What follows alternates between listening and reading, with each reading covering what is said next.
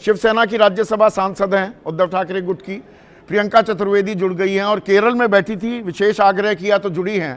पर यहाँ ये अगड़े पिछड़े की लड़ाई, ये अगड़ा बनाम जो पिछड़ा है, ये झगड़ा थम गया या दरअसल ये अभी शुरुआत है? मैं नहीं मानती हूँ ये शुरुआत है, और बल्कि ऐसी तरीके की शुरुआत होनी भी नहीं चाहिए थी। जो यूजीसी गाइडलाइंस आए वो इसी मंशा से आए कि इस तरीके का ध्रुवीकरण अब कैंपसेस में लेकर जाएं। प्लीज ध्यान रखिएगा, ये वो सरकार है जब से वो भारतीय जनता पार्टी की स्थापना हुई है, उन्होंने ध्रुवीकरण वाली राजनीति की है। पहले धर्मों पे बांटा, फिर जातियों पे बांटने का काम कर रहे हैं, फिर 19-20 जो इकोनॉमिकली बैकवर्ड है उनका भी ये करेंगे। ये it's a matter of time.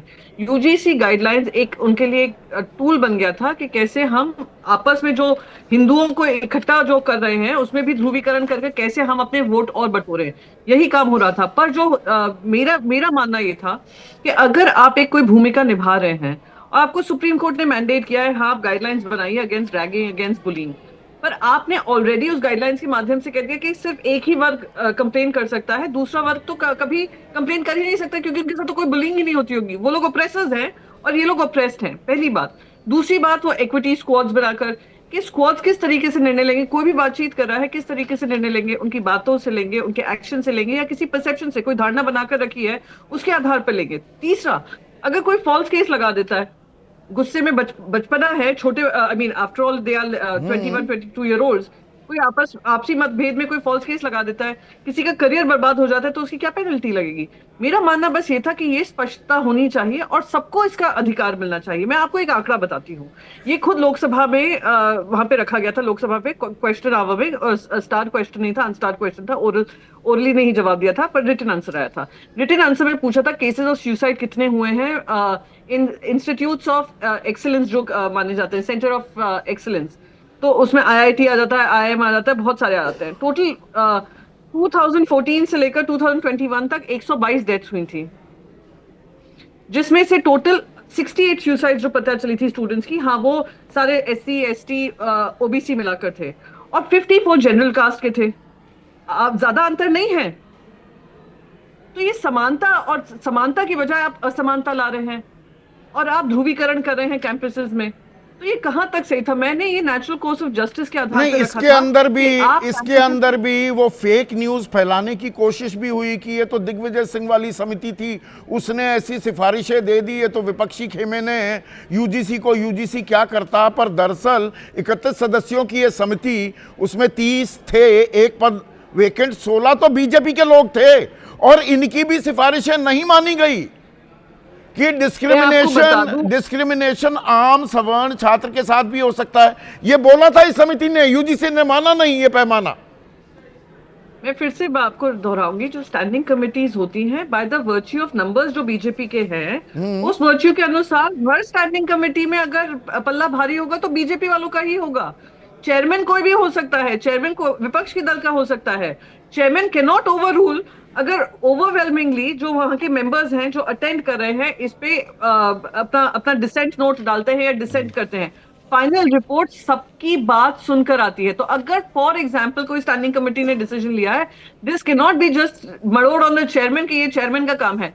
उस कमेटी में बहुत सारे overwhelming number of BJP members होते हैं, ओवरवेलमिंग नंबर्स होते हैं एलाइज होते हैं, चाहे वो जेडी हो, चाहे वो टीडीपी हो, चाहे बाकी सारे उनके उत्तर प्रदेश के जो भी इनके अलायंस पार्टनर्स हैं, बिहार के इनके अलायंस पार्टनर्स हैं, सारे अलायंस पार्टनर्स उसमें होते हैं। तो ये कह देना कि यार चेयरमैन ये है, तो ये तो पल्ला झाड़ना वैसे ही है जैसे एजुकेशन मिनिस्टर ने आकर कहा मैं आश्वासन देता हूं। अरे भाई साहब, आश्वासन तो 2014 में आपने वो 15 लाख, पर प्रियंका, इसमें बीजेपी के लिए तो आगे कुआं पीछे खाई थी ही, गले की हड्डी बन गया था। मैं तो पूछ रहा हूं इसलिए अभेदान दे दिया क्या सुप्रीम कोर्ट ने? लेकिन विपक्षी खेमे में भी कांग्रेस कोई आधिकारिक प्रवक्ता नहीं दे रही। समाजवादी पार्टी में रामगोपाल यादव पहले तो बोल गए कि ये कानून बहुत अच्छा है, पर उनके राष्ट्रीय प्रवक्ता, अधिकृत प्रवक्ता नहीं आ रहे हैं। सबके मुंह पर ताले लगे हुए हैं। ये सवाल कुछ ऐसा है क्या कि जिसके साथ गए तो दूसरा धड़ा? पिछड़ों की बात की, कहा ये कानून सही है तो अगड़े नाराज हो जाएंगे, अगड़ों के साथ जाओगे तो पिछड़े छिटक जाएंगे। देखिए देश में जब तक इस तरीके की राजनीति, I am sorry I have to say this, मैं खुद राजनीति में हूं, पर मैंने एक natural course of justice disturb हो रहा था, मैंने उस पर आवाज उठाई। अगर रोहित वेमुला की सुसाइड की बात आती है, अगर से किसी ने प्रखरता से उठाई थी उस समय पे मैंने ही उठाई थी। अगर महिलाएं, जो मुसलमान महिलाएं थी, पिछड़े वर्ग की महिलाएं थी, उनको सुल्ली बाय बुली डील्स में उनको बुली किया जाता था, प्रियंका चतुर्वेदी ने ही महाराष्ट्र में उनकी कार्रवाई कराई थी। जब ग्रॉक का एआई मिसयूज हो रहा था तो प्रियंका चतुर्वेदी ने ही अपनी आवाज उठाई थी। जब नीट पीजी को लेकर -40% कट ऑफ हो रहा था, मेरा विवाद ये नहीं था कि अगड़ा पिछड़ा का है, मेरा विवाद ये था कि -40 परसेंटाइल वाले अगर घुसते हैं, ये ह्यूमन लाइफ्स के साथ डील करते हैं। ह्यूमन लाइफ की जात पात कुछ नहीं होती है। -40 परसेंटाइल वाले डॉक्टर जिसने पीजी कोर्स किया है, क्या आप अपना ऑपरेशन करा लेंगे या अपने पिता का? ये पूछेगा कोई तो ईमानदारी से कोई जवाब नहीं दे पाएगा। वही मैंने कहा था कि ये जो काम हो रहा है, अगर वैकेंसीज फिल करनी, वैकेंसीज की बात नहीं थी, ना ये इक्वालिटी की बात थी, ना ये समानता की बात थी, ये सिर्फ और सिर्फ प्रॉफिटेबिलिटी की बात थी कि कैसे ये जो प्राइवेट इंस्टीट्यूशंस है, मेडिकल इंस्टीट्यूशंस, उसमें सीट भरी जाए, पैसा कमाया जाए। That was it. तो मैंने अपनी आवाज उठाई थी, अगड़ा पिछड़ा देखकर नहीं की थी, और अब इसके बारे में उठाई है कि कहां आप जो अगड़ा पिछड़ा की राजनीति से ऊपर उठकर अगर राजनीति करेंगे तो मैं मानती हूं सबके लिए समानता बनेगी। मैं सबसे पहले फिर से कहूंगी, सोशल जस्टिस अगर राइट इंटेंट से आया तो वो सोशल जस्टिस का हम सब वेलकम करते हैं, पर अगर कोई सोशल जस्टिस के आड़ में अपनी राजनीति चमकाने का काम करता है तो हाँ, उस पर आवाज उठानी चाहिए। और जो बिल्कुल फेयर पॉइंट है आपका।